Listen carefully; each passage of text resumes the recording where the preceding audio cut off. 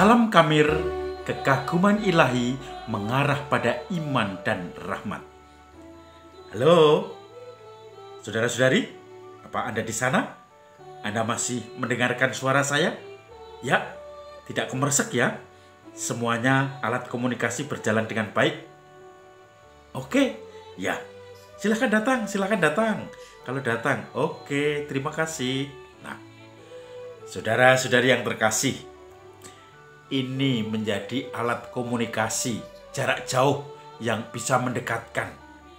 Tetapi ini sudah mulai ketinggalan karena sekarang semua orang, hampir setiap orang mempunyai HP.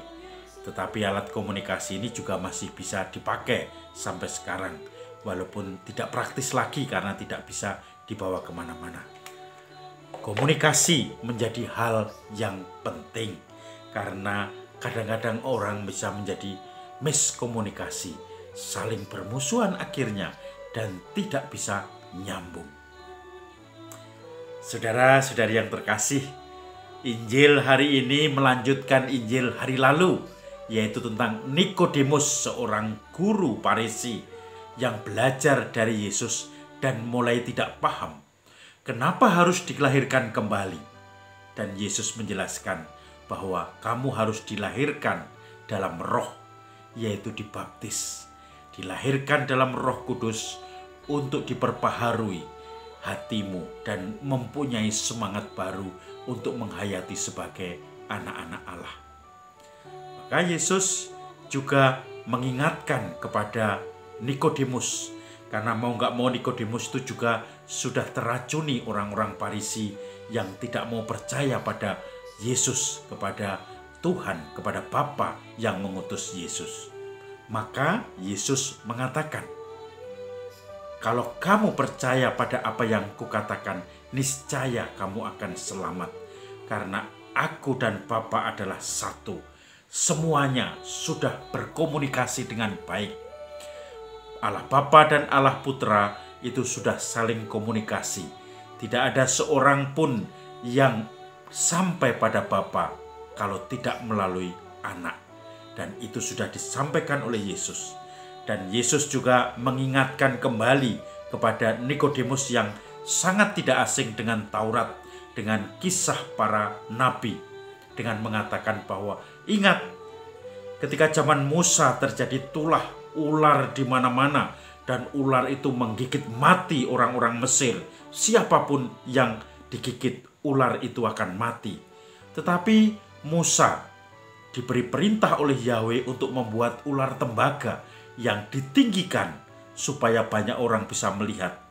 Dan yang mau melihat, artinya melihat ular itu adalah mau percaya kepada Yahweh, dia akan selamat.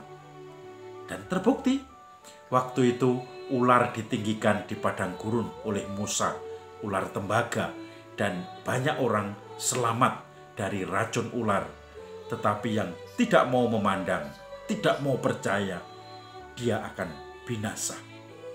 Maka kisah tentang ular yang ditinggikan ini tentu bagi Nikodemus menjadi sesuatu yang tidak asing, sesuatu yang sangat akrab karena dia sejak kecil sudah mendalami kisah-kisah Musa, kisah-kisah perjanjian lama. Maka ketika Yesus menganalogkan anak manusia pun harus ditinggikan, sama seperti ular tembaga yang ditinggikan untuk memberi selamat kepada setiap orang yang memandang dan percaya. Maka intinya adalah memandang dan percaya. Kesamaan analogi antara ular tembaga yang ditinggikan oleh Musa dan dipandang, dipercayai oleh orang-orang Israel, bahkan juga orang Mesir kalau mau percaya, mau memandang, maka akan membawa selamat. Begitu juga anak manusia ini. Anak manusia harus ditinggikan di salib. Tetapi nanti ketika dimakamkan, hari ketiga akan dibangkitkan. Dan setiap orang yang memandang anak Allah atau anak manusia yang disalibkan itu, artinya percaya, maka dia pun akan selamat. Sebagaimana orang Israel dan orang-orang Mesir yang memandang dan percaya. Saudara-saudari yang terkasih, Maka Nikodemus melihat bagaimana Yesus memberikan ajaran dengan analogi ini, dan dia mulai menangkap. Maka dia percaya, maka dia yang menyesalkan ketika Yesus disalibkan. Dan dia juga yang memberanikan diri bersama Yusuf dari Arimatea untuk menurunkan jenazah Yesus supaya bisa dimakamkan dengan layak sebelum Sabat, yang dimana orang tidak boleh bekerja sama sekali. Bahkan untuk memandang dan percaya itu juga dialami oleh seorang prajurit, walaupun kafir, walaupun dia tidak percaya sebelumnya karena orang Romawi, tetapi ketika memandang dan percaya dan mengatakan sungguh orang ini anak Allah, dia pun terselamatkan dan menjadi biarawan setelah pensiun dari tentaranya. Ini menurut mitos, yaitu Santo Longinus. Maka mari kita memandang dan percaya.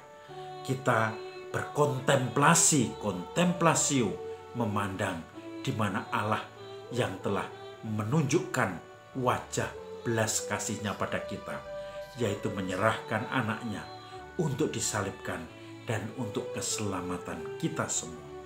Supaya dengan memandang misteri ini, kita pun juga berani memberikan diri kita untuk keselamatan banyak orang, untuk penghiburan orang-orang di sekitar kita. Salam Kamir, kekaguman ilahi mengarah pada iman dan rahmat.